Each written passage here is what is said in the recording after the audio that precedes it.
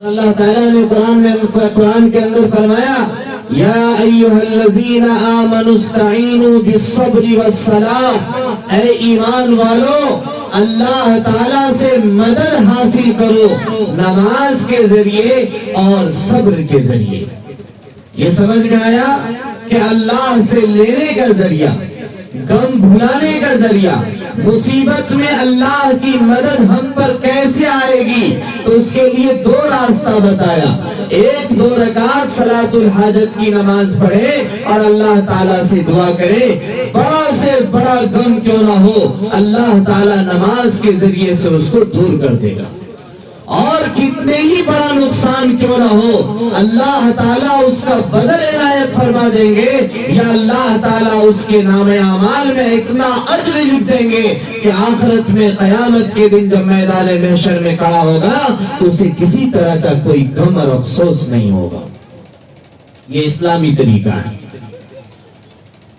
غم میں آپے سے باہر ہو کر کوئی ناجائز حرکت نہیں کرنا ہے، کوئی حرام چیز منہ میں نہیں لینا ہے، کیونکہ شراب پینے سے ایمان چلا جاتا ہے۔ شرابی جب شراب پیتا ہے تو سینے سے ایمان نکل جاتا ہے۔ زانی جب زنا کرتا ہے تو سینے سے ایمان نکل جاتا ہے۔ چور جب چوری کرتا ہے تو سینے سے ایمان نکل جاتا ہے۔ شراب پینا ایسا ہی ہے جیسا کہ سوگر کا گوشت کھانا حرام ہے۔ شراب پینا ایسا ہی ہے جیسا کہ پیشاب پینا حرام ہے۔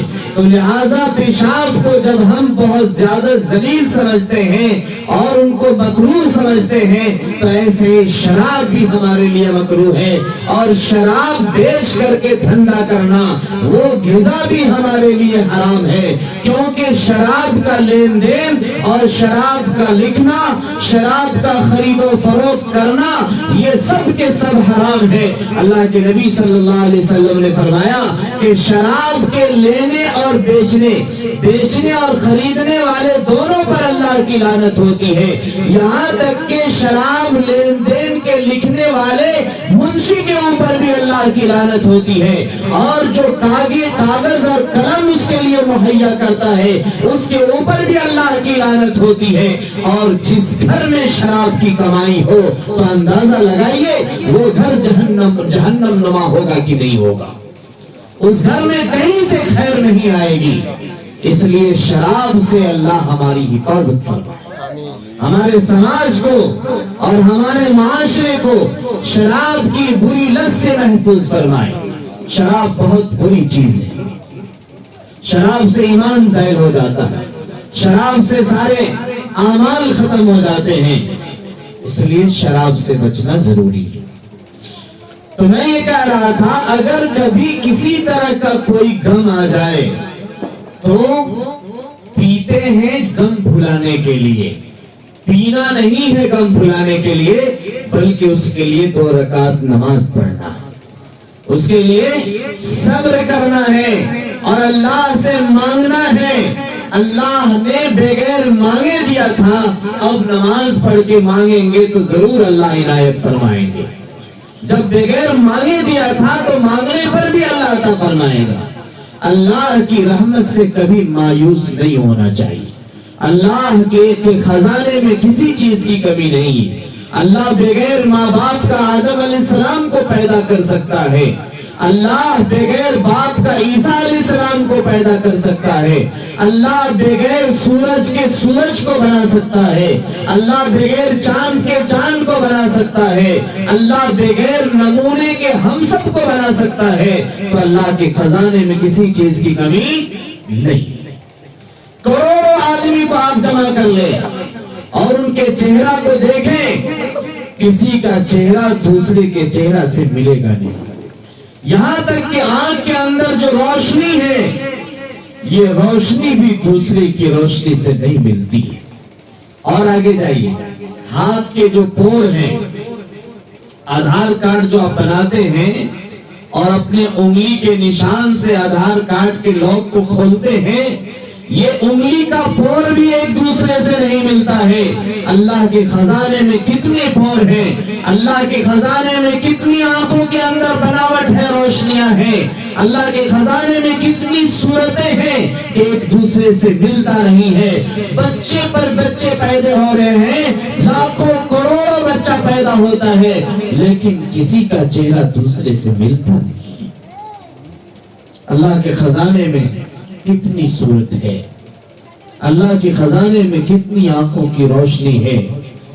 ہر چیز اللہ تعالیٰ نے سب کا الگ الگ بنایا ہے۔ 10 آدمی ہیں، 10 کی سوچ الگ ہے، 10 کی سوچ الگ ہے۔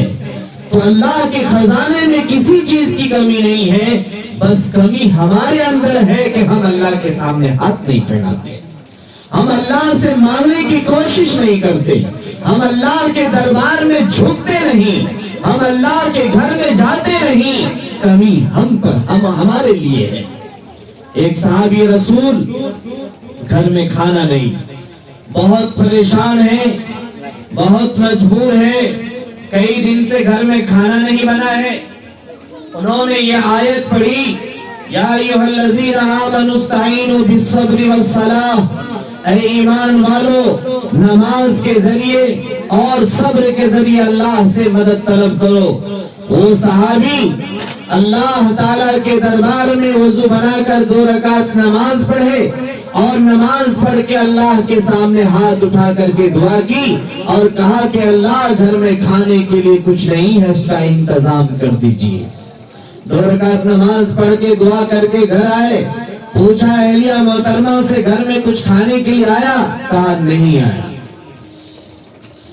صحابی رنجیدہ ہوئے اور پھر دل میں انہوں نے سوچا کہ بھائی اللہ کا وعدہ تو جھوٹا نہیں ہو سکتا، اللہ نے کہا ہے نماز اور صبر کے ذریعے اللہ سے مدد حاصل کرو، اور میں نماز پڑھا ہوں، میرے گھر میں کھانا نہیں آیا، کیا اللہ کا وعدہ جھوٹا ہو سکتا ہے؟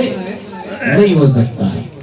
اس صحابی نے سوچا کہ میرے وضو میں کوئی کمی رہ گئی یا میری نماز میں کوئی کمی رہ گئی، پھر اچھے سے وضو بنائے، پھر 2 رکعت نماز پڑھی اور نماز پڑھ کر کے پھر گھر گئے، پوچھا کھانے کے لیے کچھ آیا؟ کہا نہیں ہے۔ پھر ذہن پریشان ہوا، پھر اچھا سے جا کے وضو بنائے اور وضو بنا کر کے اطمینان سکون سے نماز پڑھا، اور نماز پڑھنے کے بعد جب وہ گھر گئے تو دیکھا کہ چکی اپنے آپ چل رہی ہے، چکی چل رہی ہے اور آٹا اس میں سے نکل رہا ہے۔ گھر کے اندر جتنے برتن تھے سب کے سب آٹا سے بھر لیا، اور اس کے بعد چکی کے اوپر والے پارٹ کو اٹھا کر کے دیکھنا چاہ رہے تھے کہ آخر یہ آٹا آ رہا ہے کہاں سے۔